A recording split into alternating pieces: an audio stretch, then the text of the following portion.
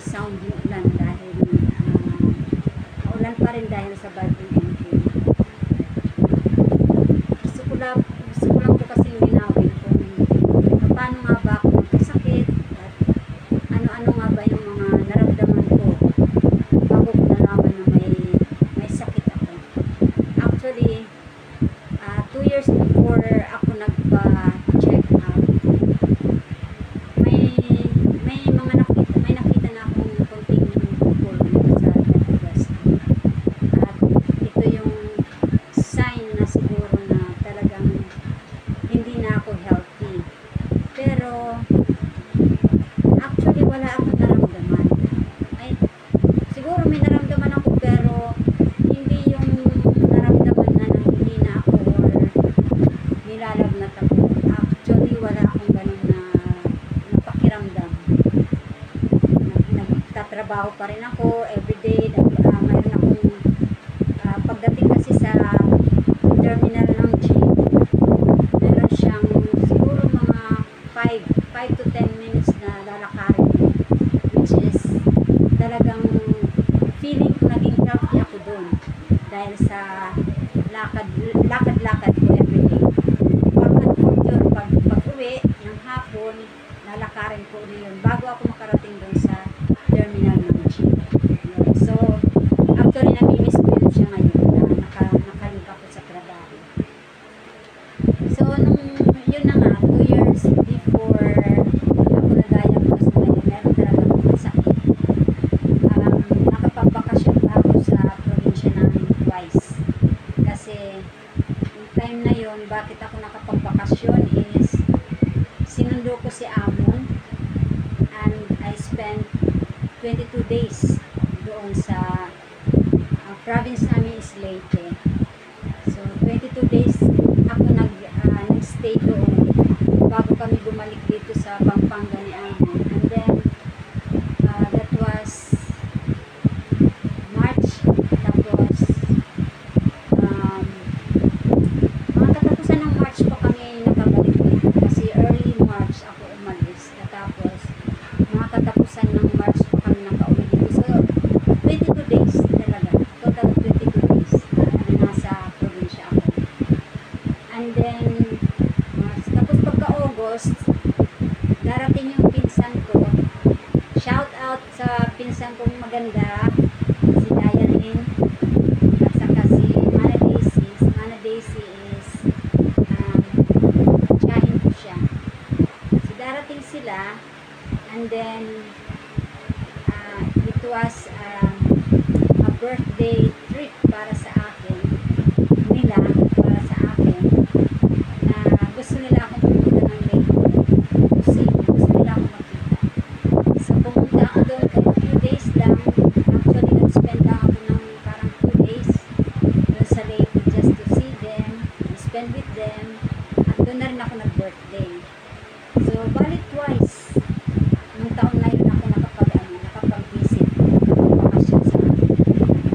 And then naikwento ko na rin sa kanila na mayroon ako nakikita mo dito sa Leyte. Maliit pa siya pero ini-encourage na nila ako na magpa-check up.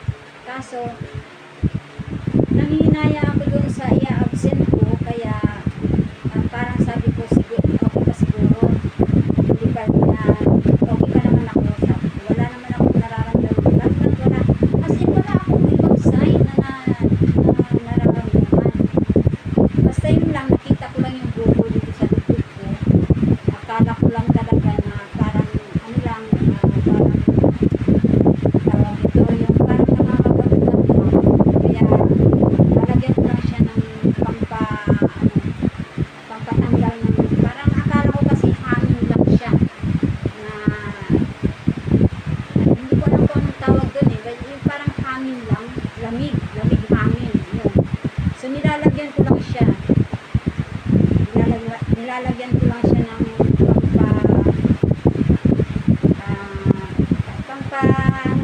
pampatanggal din sa lamig. Nawawala naman siya, hindi ko rin nararamdaman yung kirot unless pagod na pagod ako yun. So nung kami ni Amon, dahil dalawang bag ang bitbit ko, dalawang shoulder ang dala kong bag. Tapos plus si amo kasi medyo maliit pa siya ng time na yun. Doon ko naramdaman yung talagang bigat at pagod sa bibig. So parang feeling ko na-trigger yung ano na, yung bukol, maliit na yun. So lagi ko na sinasabi kay daddy na parang lumaki or siguro dahil napagod lang. So anyway, hinayaan ko pa rin yun dahil sa work namin ano yun eh, nasagsagan ng trabaho. I mean, kasi yung ano ng trabaho ko is winter at saka summer, talagang marami kaming estudyante sa global. Kaya ayaw kong inis, ayaw ko siyang ibis dahil nanghihinayang ko. And then finally, yung time na nakikita ko na siya na parang may red spot, and then lumalaki yung bukol na yun, parang doon na ako na-alarm na hindi na talaga ako dapat. So kailangan ko na talaga magpa-check up. Kaya then mga co-teachers ko rin, ini-encourage din nila ako na magpa-check up na ako, hanggang sa ayun na nga, decision talaga ako magpa-check up. So kailan ba ako nagpa-check up? Nagpa-check up ako noong 2023 lang. Parang pinatapos ko pa yung 2022 na nakita ko na siya. Maliit lang. As in, maliit lang. 2022. That was 2022. Kaso nakaumbong kasi siya. Kaya nakita ko siya na ano siya, naiipit. So, pinatapos ko pa yung isang taon na yun. And then, pumasok yung 2023.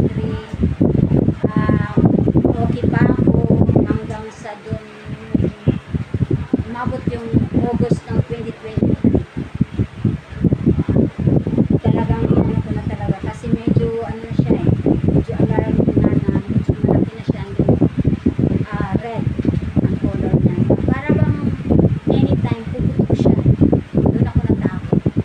Kaya sabi ko, sige, nagdasal muna ako, nag-ask ako for guidance, nag-ask ako ng blessing kay daddy, at saka nag-ask ako ng guidance kay Heavenly Father.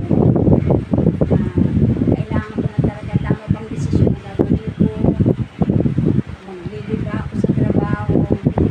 Doon nanghihinayang ako dahil tindahan lang namin ang magiging ano namin, magiging income namin. So pag nag-leave ako, alam niyo na sa work ko, no work, no pay. Pero nung nag-pray ako, ang sagot is talagang go. Mag-leave ako. Kahit anong mangyari, mag-leave na ako. So I talked to my boss na sabi ko, kailangan ko magpa-check up. Kailangan ko hindi ako healthy. Mayroon ako nararamdaman sa katawan ko. Kailangan ko magpa-check up. Sobrang mabait naman yung boss ko, si Ma'am Misty. Ay madam, shout out po. Sabi niya, go. Kailangan inahin yan. Kailangan mo check up para sa ikabubuti. So that was August. Last week of August, nakaan na ako. Parang yun na yung last salary ko. Nag-start na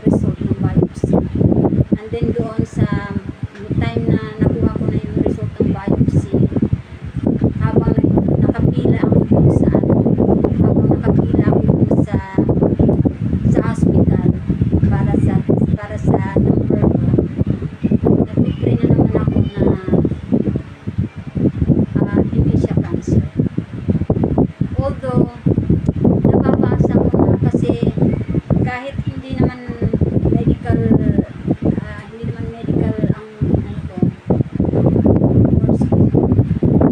Alam mo yun, yung parang kahit pa paano mayroon kang knowledge about that. Alam mo na kung ano yung ibig sabihin. So, dinideny ko na naman na baka hindi naman. Alam mo yun, alam mo yung pag nasa sitwasyon ka na ganun pala, parang dinideny mo talaga. Dinideny mo siya. So, sobrang denial ko. Wala akong nararamdaman. Wala akong nararamdaman talaga. Wala siyang sakit na nararamdaman. Nagkaroon na ako ng worry na what if, although I trust Heavenly Father na magiging okay ako. O okay ako lahat. Pero alam mo yun, hindi ma-explain masyado. Alam mo yun yung you trust God, but at the same time, nandun yung worry. Nag-worry ka. Yun. So ganun ako. Ganun ang nangyari sa akin. So yung mga symptoms na yun is cold. Tapos, isa pa pala is nag-lose yung weight ko. Sobrang napansin yun ng mga katrabaho ko na pumayat ako. So, pero sabi ko, wala naman ako nararamdaman. Hindi naman ako inuubo, hindi naman ako sinisipon, wala naman akong lagnat. Nakakatulog naman ako. Although mayroon akong insomnia. May time na sumusumpong yun. Kahit until now, sumusumpong minsan yun. Pero, may time naman na sobrang masarap yun. So, anyway, yun yung mga symptoms na. And then, plus yung family history na. So, nung binasa na ng doktor yun, sabi niya, may cancer ka. Stage 3B. So, hindi naman ako umiyak, pero nandun yung ito. Sabi ko, maingat naman ako sa kinakain ko. Sobrang maingat ako sa mga kinakain ko. At saka, mahilig ako sa gulay at saka sa fruits. And then sabi niya, okay, pero baka sa family history. May family history. May history pa kayo. Sabi ko, ayoko may family history sa family. May history kami ng cancer. So sabi niya, so doon mo nakuha yun. Doon mo nakuha. So sabi ko, anong gagawin ko doon? I even asked the doctor, sabi ko, Dok, mamamatay na ba ako? And then, tinawanan na ako ng doktor. Sobrang ganda ng doktor. Shout out, Dok. Ang ganda-ganda ng doktor ko doon. So, sabi niya, ano pa ba? Sabi niya, curable na kayo ng cancer. Sabi niya, basta, continue mo lang yung mga kinakain mo gulay, continue mo kinakain mo mga fruits, ingat sa mga kinakain mo, maging aware ka sa mga pagkain na kinakain mo. So sabi niya, you'll be okay. Hindi ka mamamatay, sabi niya, magiging okay. So, parang nagkaroon ako doon ng pag-asa na talagang magiging okay ako. So, magmula noon, yun na yung naging mindset ko na magiging okay ako talaga. I'll be okay. So, ano yung mga preparations naman na ginawa ko nung nalaman ko na meron na yun. So, ayun, nung sinabihan ako ng doktor na ganitong gagawin mo. So, na-schedule na ako for chemo. So, magkikemo ako ang una is 4 cycles lang. 4 cycles ang binigay sa akin na chemo. So, sinunod ko yun. And then, alam mo yun, sobrang thankful ako kasi nung nakikemo ako, tuloy-tuloy. Hindi ako sinipon, hindi ako info, as in tuloy-tuloy lang. Kaya, sobrang thankful ko talaga. Yun, so, after ng 4 cycles, dinagdagan ng doktor. Dinagdagan niya ng another 4, a total of 8 cycles. So, yung 8 cycles na yan, tuloy-tuloy na naman kong ginawa. So, habang nakikemo ako, naging maingat na ako sa mga kinakain ko.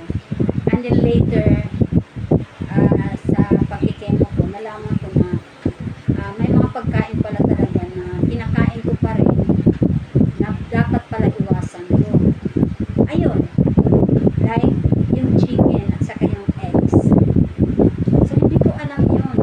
So, may isang time na sobrang nag-worry ako kasi yung unang chemo ko pa lang, yung alam mo yung bukol na, yung unang bukol na nandito sa bibig ko, nag-shrink talaga kaagad.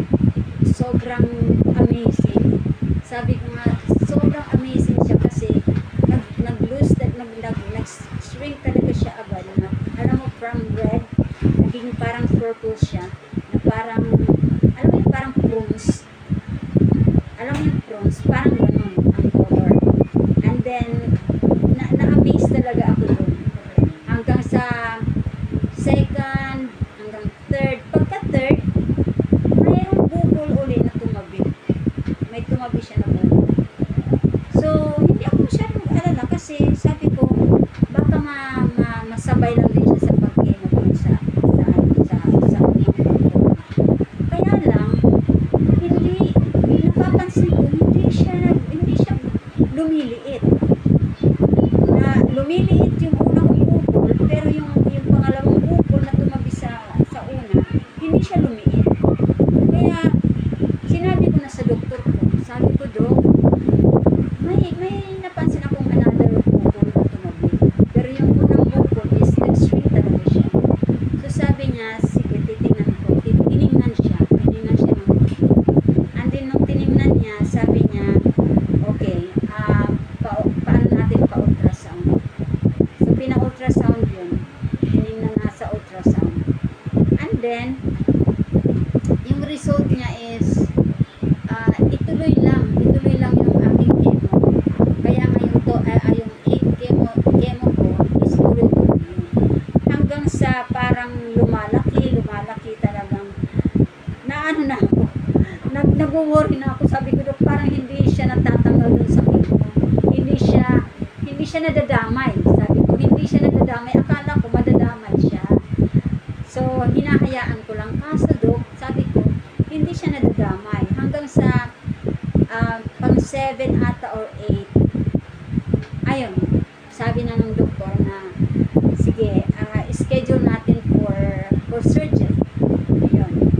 So, after, hintayin natin yung last na surgery mo, last na chemo mo, pang 8 na chemo mo, and then, titingnan natin, schedule natin for surgery. So, habang hinihintay ko yun, so, marami na naman akong pagkain na tinanggal. Tapos, marami na akong mga idinagdag na mga like fruits, mga vegetables. So, parang nag-focus talaga ako dun sa pagkain ng fruits at saka vegetables na alam ko ito yung mga fruits na ito, mga vegetables na ito yung mga healthy talaga na magpapagaling talaga sa akin. And then may nadagdag pa na guava tea at saka yung guyabano. So yun yung mga iniinom ko habang hinihintay ko yung surgery. So ito na, dumating na nga yung time na schedule na ako for surgery. Naayos ko na lahat-lahat. And then yun na, schedule na talaga ako. Parang araw na yun ng schedule ko. It was a holiday. Nasabi sa pumunta na kami sa hospital na ni Daddy, yung asawa ko, para magpa-confine. Yun na yung i-confine na ako sa araw na yun. And then, that was June 17, kailangan nakakonfine na ako kasi 17, 18, 19, 20. Pagka 20 yung operasyon, yung surgery. Ayun. So, para sa 17, kailangan nakakonfine na ako. So, nandun na ako sa, nasa ER na kami. So, alam mo na sa government hospital, marami talaga kasi sa hospital namin dito, sobrang marami daming pasyente. Pero it was okay. Talagang wala akong reklamo doon. Um, Magagaling yung mga doktor ko talaga, magagaling sila.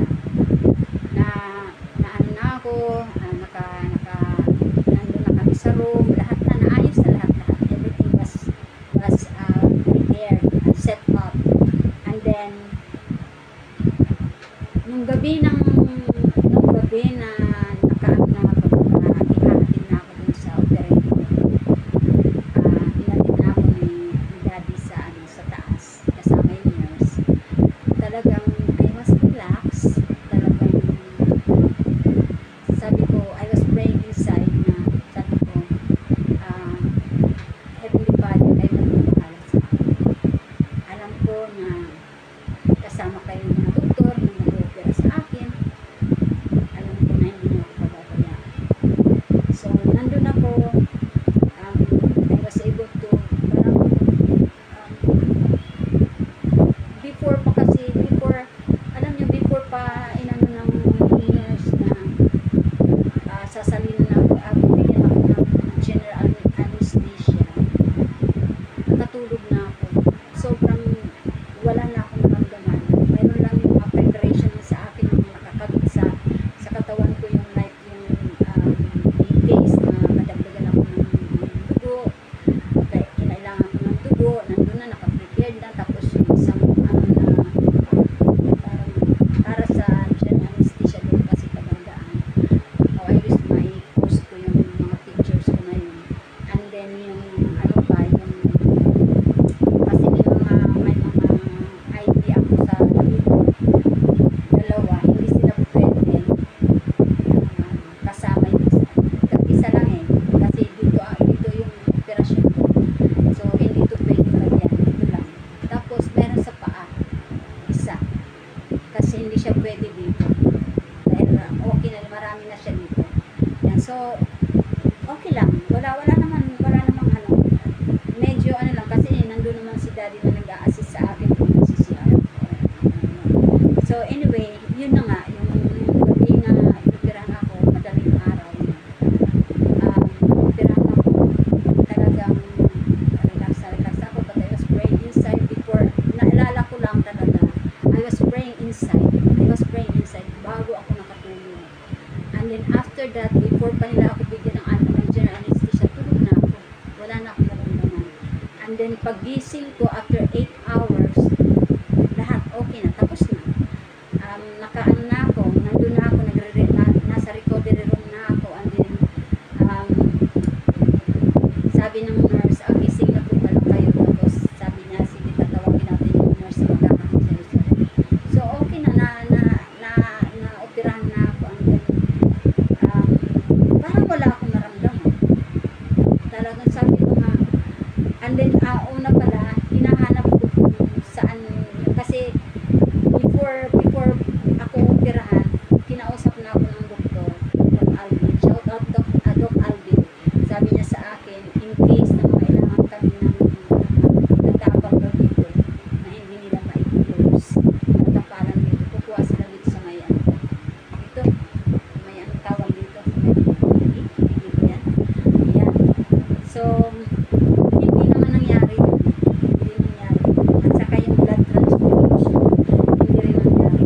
So, sobrang nagpapasalamat talaga ako kaya hindi ko kasi lahat ng mga yun hindi. Although ano na ako na sige, sabi ko sa doktor, sige dok, kayong nakakaalam, basta susunod na ako sa lahat ng sasabihin. So, basta pag may ang advice ko lang, pag may naramdaman na kayo, huwag nyo nang patagalin. Kasi ganun nga ang nangyari sa akin. Medyo pinatagal ko pa. Medyo tumagal pa siya. Kaya yun ang regrets ko rin. Kasi siguro kung naaga-agahan ko pa yun, hindi siguro ganun ka baka mabilis lang na nakabalik ako sa iyo. So until now, naka-integrate pa na ako sa trabaho. At anytime pwede naman ako bumalik. Pero syempre, unahin ko muna yung pagpapagaling ko talaga.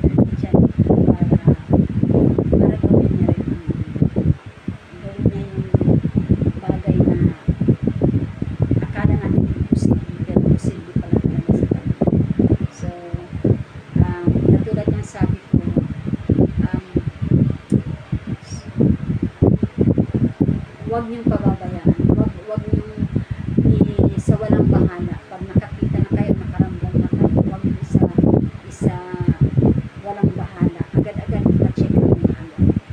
Kasi yun talaga ang regrets ko. Kaya alam ko na magiging okay ako. Just Heavenly Father, alam ko naman just Heavenly Father, hindi ako ngayon ay recover yun. Tulad niya ang sabi ko dati, I'm still a warrior right now. Hindi ko pa sinasabi na okay na ako, but I am still fighting. So medyo mahaba na to guys, medyo mahaba na tong vlog ko, kaya tatapusin ko na siya. Yan. So thank you very much for watching, and I hope na subscribe kayo guys dito sa ating maliit pa lang na channel. Sana keep on watching sa mga vlogs ko. Yan. Thank you and I love